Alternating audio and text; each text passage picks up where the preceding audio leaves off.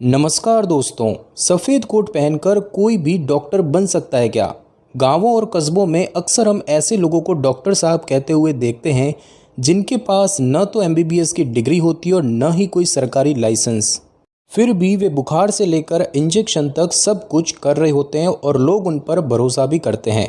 इन्हें आमतौर पर आरएमपी डॉक्टर कहा जाता है। लेकिन सवाल ये है कि क्या ये वाकई डॉक्टर है? क्या ये लोगों की जान बचा रहे हैं या अनजाने में खतरे बढ़ा रहे हैं? आज इस वीडियो में हम इसी सवाल का जवाब ढूंढने की कोशिश करेंगे, एकदम निष्पक्ष और जिम्मेदार तरीके से। न किसी का पक्ष, न किसी का विरोध, बस सच्चाई। तो चलिए जानते हैं आरएमपी डॉक्टरों का असली सच और गांवों में उनका असली रोल क्या है। दोस्तों, जब हम आरएमपी डॉक्टर शब्द सुनते हैं तो एक भरोसेमंद डॉक्टर की छवि मन में आती है। सफ़ेद कोट, स्टेथोस्कोप और झोले में दवाइयाँ। लेकिन असलियत थोड़ी अलग है। आरएमपी का मतलब होता है रजिस्टर्ड मेडिकल प्रैक्टिशनर। नाम सुनने में तो बहुत ऑफिशियल लगता है, लेकिन भारत में ज़्यादातर आरएमपी डॉक्टर न तो एमबीबीएस होते हैं और न ही किसी मान्यता प्राप्त मेडिकल कॉलेज से पढ़े हुए होते हैं। कई बार ये लोग किसी डॉक्टर के साथ सालों काम करते हैं, कुछ बुनियादी बातें सीखते हैं और फिर अपना छोटा क्लिनिक खोल लेते हैं। कुछ लोग ऐसे कोर्स भी करते हैं जो 3 से 6 महीने के होते हैं, जिन्हें फर्स्ट एड या हेल्थ असिस्टेंट टाइप ट्रेनिंग कहा जाता है, लेकिन इन्हें भारत सरकार मान्यता नहीं देती। आसान भाषा में कहें तो आरएमपी एक ऐसा शब्द बन चुका है जिसका कोई तय सरकारी मापदंड नहीं है। कोई आरएमपी कहे इसका मतलब ये नहीं कि वो पढ़ा लिखा डॉक्टर है या सरकार से लाइसेंस प्राप्त है। हाँ, कुछ राज्यों में समय समय पर हेल्थ वर्कर्स को सीमित ट्रेनिंग दी जाती है, लेकिन वो पूरी तरह आरएमपी कैटेगरी से अलग होते हैं। यानी आरएमपी डॉक्टरों का भारत में कोई एक समान सिस्टम नहीं है, न पढ़ाई का, न लाइसेंस का और न ही जिम्मेदारी का। इसीलिए ज़रूरी है कि हम आरएमपी शब्द को समझें और ये भी जानें कि इसका मतलब एमबीबीएस डॉक्टर नहीं होता। दोस्तों, अब सवाल ये उठता है कि जब आरएमपी डॉक्टरों के पास न तो डिग्री होती है न ही सरकारी लाइसेंस, तो फिर गांवों में ये इतना काम कैसे कर रहे हैं? इसका जवाब बहुत सीधा है, ज़रूरत। भारत के कई गांवों में आज भी सरकारी अस्पताल तक पहुंच आसान नहीं है। कहीं अस्पताल है ही नहीं, कहीं डॉक्टर नहीं है और कहीं जाने के लिए सड़क या गाड़ी की सुविधा तक नहीं है। ऐसे में अगर रात को बुखार चढ़ जाए या बच्चा उल्टी करने लगे या किसी को मामूली चोट लग जाए तो लोग सबसे पहले उसी के पास जाते हैं जो सबसे पास होता है, और वो होता है गांव का आरएमपी डॉक्टर। ये लोग घर के पास ही उपलब्ध होते हैं, थोड़ा बहुत इलाज कर देते हैं और लोगों को कुछ राहत मिल जाती है। कई बार तो लोग इन्हें गाँव के भगवान तक कह देते हैं, क्योंकि इन्होंने वक्त पर दवा दी या इंजेक्शन लगाकर आराम दिलाया, और इसमें लोगों की भावना जुड़ जाती है, एक अपनापन, एक भरोसा। और यही वजह है कि आज भी लाखों लोग आरएमपी डॉक्टरों पर विश्वास करते हैं, क्योंकि उनके पास और कोई विकल्प ही नहीं होता। इस बात को नज़रअंदाज नहीं किया जा सकता कि गांवों में आरएमपी डॉक्टर एक तरह से हेल्थ केयर गैप बनने की कोशिश कर रहे हैं। हाँ, उनके पास सही ट्रेनिंग नहीं होती, लेकिन उनकी मौजूदगी लोगों के लिए एक उम्मीद बन चुकी है। इसीलिए ये जानना जरूरी है कि आरएमपी डॉक्टर गांवों में सिर्फ इलाज करने वाले नहीं, बल्कि एक भरोसेमंद सहारा बन चुके हैं, खासकर वहाँ जहाँ कोई और नहीं होता। दोस्तों, अब तक हमने समझा कि आरएमपी डॉक्टर कौन होते हैं और गांवों में वो क्यों मौजूद है। अब बात करते हैं उन वजहों की जिनकी वजह से आज भी लाखों लोग आरएमपी डॉक्टरों पर भरोसा करते हैं और उन्हें रोज़मर्रा की ज़िंदगी में डॉक्टर साहब कहकर बुलाते हैं। ये फ़ायदे भले ही मेडिकल नियमों से अलग हों, लेकिन गाँव की हकीकत से जुड़े हुए हैं। पहला फ़ायदा है तुरंत उपलब्धता, यानी कि एक्सेसिबिलिटी। सबसे पहला और बड़ा फ़ायदा है उपलब्धता। जब सरकारी डॉक्टर दूर हो या प्राइवेट क्लिनिक पहुंच से बाहर हो तो आरएमपी डॉक्टर पास ही होते हैं। ये लोग गांव में ही होते हैं, बिना अपॉइंटमेंट के मिल जाते हैं और ज़रूरत पड़ते ही इलाज कर देते हैं, चाहे सुबह हो या रात। कई बार तो घर जाकर भी मरीज़ को देख लेते हैं। इसी वजह से लोग इन्हें सबसे पहले याद करते हैं। दूसरा बड़ा कारण है इलाज का खर्च। आरएमपी डॉक्टर आमतौर पर बहुत ही कम फीस लेते हैं। ज़्यादातर दवाइयाँ सस्ती होती है और मरीज़ की जेब पर भारी बोझ नहीं पड़ता। कई गरीब परिवारों के लिए ये एकमात्र हेल्थ केयर विकल्प होता है जिसे वो अफोर्ड कर सकते हैं, और यही वजह है कि लोग कहते हैं दवा भी दे दी, पैसे भी ज़्यादा नहीं लिए। तीसरी बात है भावनात्मक जुड़ाव। आरएमपी डॉक्टर अक्सर गांव के ही होते हैं या सालों से वही काम कर रहे होते हैं। वो परिवार को जानते हैं, मरीजों की ज़िंदगी को समझते हैं और उनकी भाषा, भावनाएं और हालात सब जान पहचान के होते हैं। इस वजह से मरीज़ खुलकर बात कर लेते हैं बिना झिझक। यही जुड़ाव आरएमपी डॉक्टरों को अपने जैसे बना देता है, जो कई बार भरोसे से भी ज़्यादा असर करता है। और दोस्तों चौथा फायदा है छोटी छोटी बीमारियों में तुरंत राहत, जैसे कि बुखार, दस्त, पेट दर्द, घाव, खांसी या मामूली चक्कर। इन सब में लोग आरएमपी डॉक्टर के पास चले जाते हैं क्योंकि उन्हें यकीन होता है कोई ना कोई दवा मिल जाएगी और आराम मिल जाएगा, और अक्सर ऐसा होता भी है। बेशक गंभीर मामलों में अस्पताल जरूरी होता है, लेकिन इन सामान्य समस्याओं में आरएमपी डॉक्टरों से लोगों को राहत मिल जाती है। और दोस्तों सबसे अहम, इमरजेंसी के वक्त जब कोई और नहीं होता तब आरएमपी डॉक्टर मौजूद होते हैं। चाहे कोई घायल हो गया हो, बच्चा बेहाल हो या बुजुर्ग को चक्कर आए तो लोग सबसे पहले उन्हीं के पास दौड़ते हैं। कभी कभी ये ही पहला इलाज करके समय पर अस्पताल भेज देते हैं, जिससे किसी की जान तक बच सकती है। और इसी वजह से कई गाँवों में लोग इन्हें भगवान से कम नहीं मानते। तो दोस्तों कुल मिलाकर आरएमपी डॉक्टर भले ही मेडिकल रूप से मान्यता प्राप्त ना हो, लेकिन गांवों की ज़मीनी सच्चाई में उनका होना कई लोगों के लिए एक राहत, एक सहारा बन चुका है। और जब तक हर गांव में एमबीबीएस डॉक्टर नहीं पहुंचते, तब तक लोगों को किसी न किसी सहारे की ज़रूरत तो पड़ती ही है। दोस्तों जैसे हर सिक्के के दो पहलू होते हैं, वैसे ही आरएमपी डॉक्टरों के फायदे के साथ कुछ गंभीर जोखिम भी जुड़े हुए हैं। इन जोखिमों को जानना इसीलिए ज़रूरी है क्योंकि इससे हम समझदारी से फैसला ले सकते हैं, न किसी पर आंख मूंद कर भरोसा करना, न बिना बात डरना। तो आइए जानते हैं कि क्या क्या संभावित नुकसान हो सकते हैं अगर इलाज एक ऐसे व्यक्ति से लिया जाए जिसे पूरी मेडिकल ट्रेनिंग नहीं मिली हो। सबसे पहला नुकसान है गलत इलाज या गलत दवा देना। आरएमपी डॉक्टरों के पास आमतौर पर न तो टेस्ट करने की सुविधा होती है और न ही उनके पास उतनी गहराई वाली मेडिकल जानकारी होती है जितनी किसी एमबीबीएस डॉक्टर के पास होती है। ऐसे में बीमारी की पहचान गलत हो सकती है और फिर दवा भी गलत दी जा सकती है।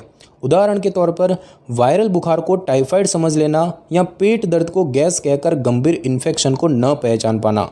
इससे मरीज को फौरन आराम तो मिल सकता है, लेकिन असली बीमारी अंदर ही अंदर बिगड़ती जाती है।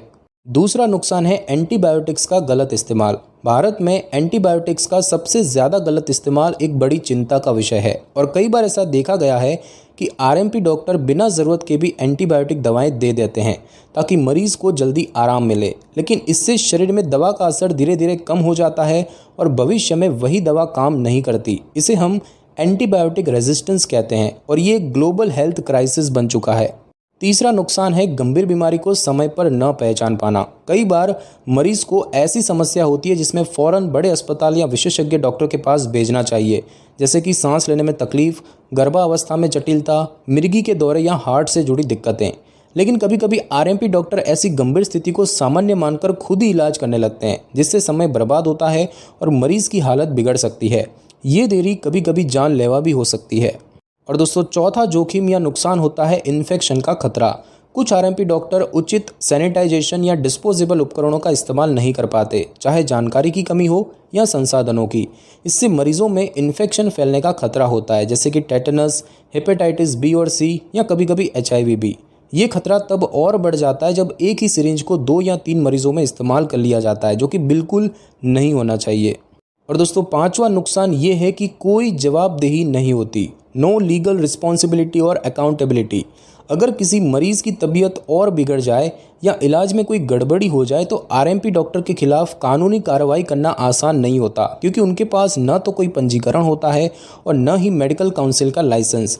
यानी मरीज के पास शिकायत दर्ज करवाने या जवाबदेही तय करने का कोई पक्का रास्ता नहीं होता। इससे लोगों की सुरक्षा का एक अहम हिस्सा अधूरा रह जाता है।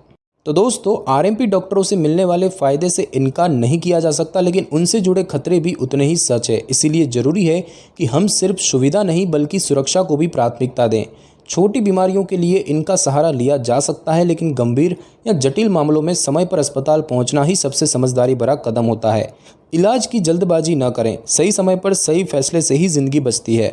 दोस्तों अब तक हमने समझा कि आरएमपी डॉक्टर कौन होते हैं, गांवों में वो कैसे काम करते हैं और उनसे जुड़े फ़ायदे और ख़तरे क्या है। लेकिन एक सवाल अक्सर लोग पूछते हैं कि क्या ये आरएमपी डॉक्टर कानूनी रूप से अलाउड है? क्या सरकार ने इन्हें मान्यता दी है या फिर ये लोग गलत तरीके से इलाज कर रहे हैं? सबसे पहले दोस्तों बात करते हैं कानूनी स्थिति की। भारत में मेडिकल प्रैक्टिस का नियम क्या है? भारत में मेडिकल प्रैक्टिस के लिए कुछ सख्त नियम हैं जो मेडिकल काउंसिल ऑफ इंडिया, जो कि अब नेशनल मेडिकल कमीशन है, उसके द्वारा बनाए गए हैं। इन नियमों के अनुसार कोई भी व्यक्ति तभी मरीज का इलाज कर सकता है, दवाइयाँ लिख सकता है या इंजेक्शन दे सकता है जब उसके पास एमबीबीएस या उससे उच्चतर डिग्री हो और वह संबंधित मेडिकल काउंसिल में रजिस्टर्ड हो। यानी बिना मान्यता प्राप्त डिग्री और लाइसेंस के मेडिकल इलाज करना कानूनन गलत माना जाता है।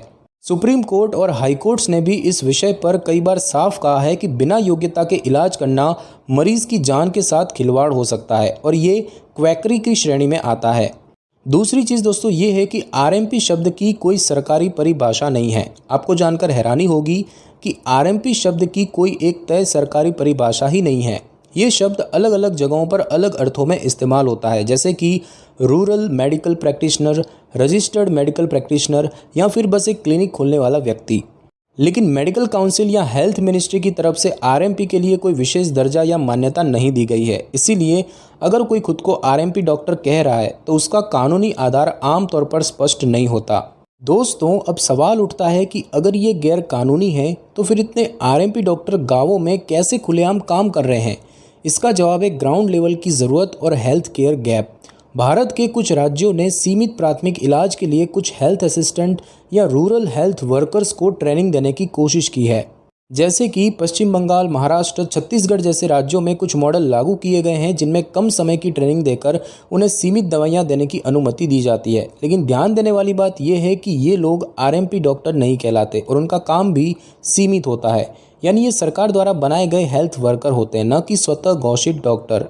दोस्तों, यहाँ पर एक और बात ध्यान दीजिए कि छत्तीसगढ़ सरकार ने पहले ग्रामीण हेल्थ असिस्टेंट यानी कि आरएमए के लिए 3 साल का कोर्स चलाया, बट इसे मेडिकल काउंसिल से मान्यता नहीं मिली और सुप्रीम कोर्ट के फैसलों के बाद इसे स्थायी रूप नहीं दिया गया।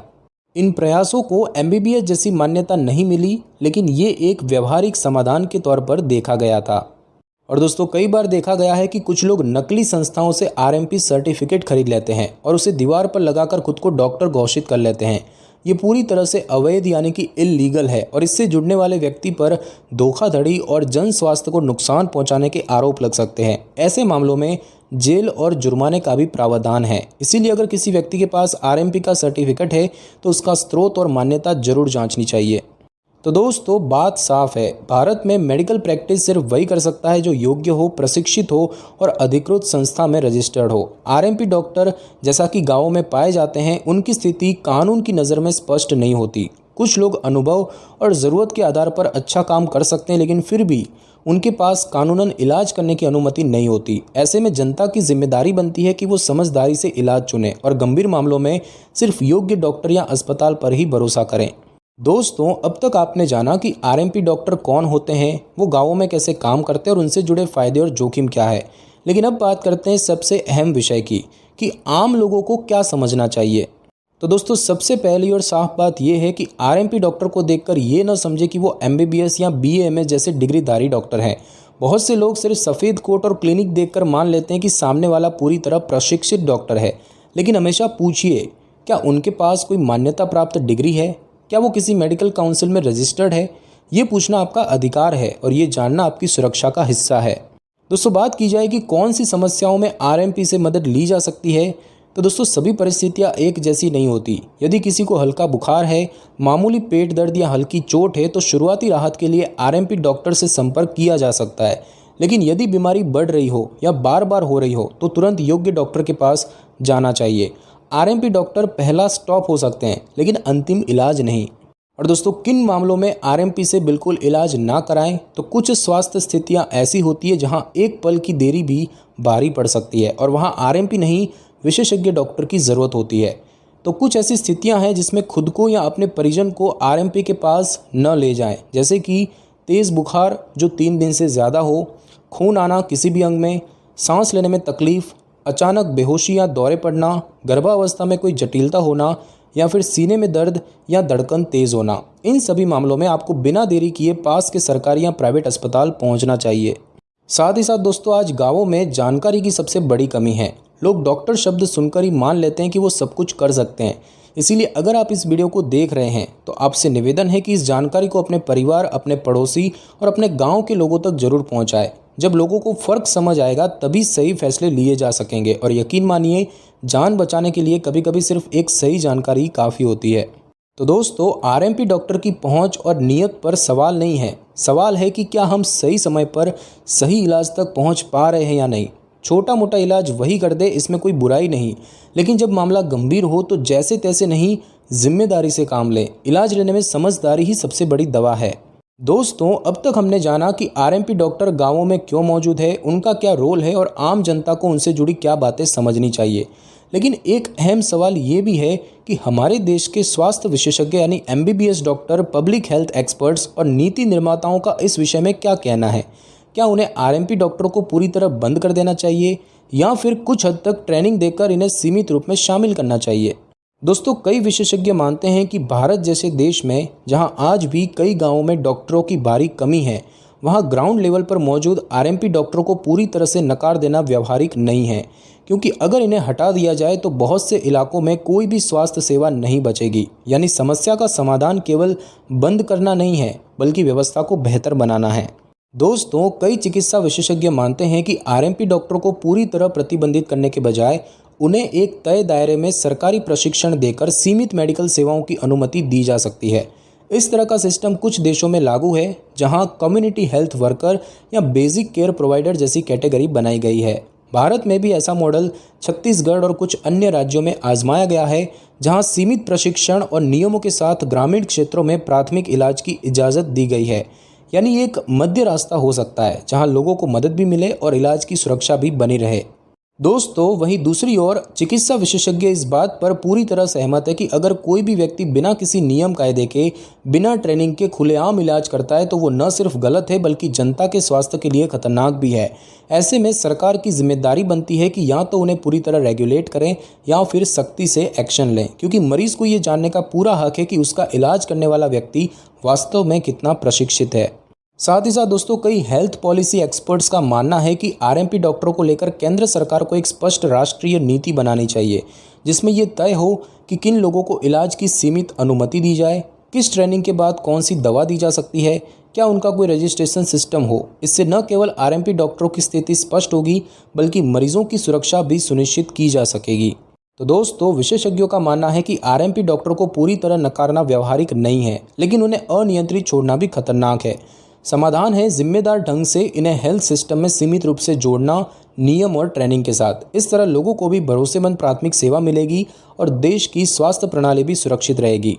तो दोस्तों, अब जब हम आरएमपी डॉक्टरों के हर पहलू को समझ चुके हैं कि वो कौन होते हैं, क्यों गाँवों में मौजूद हैं, उनके फ़ायदे क्या है, खतरे क्या है, कानून क्या कहता है और विशेषज्ञों की राय क्या है, तो अब सवाल ये नहीं रह जाता कि आरएमपी डॉक्टर सही है या गलत। असली सवाल ये है कि क्या हम अपने इलाज को लेकर सचेत और जिम्मेदार हैं।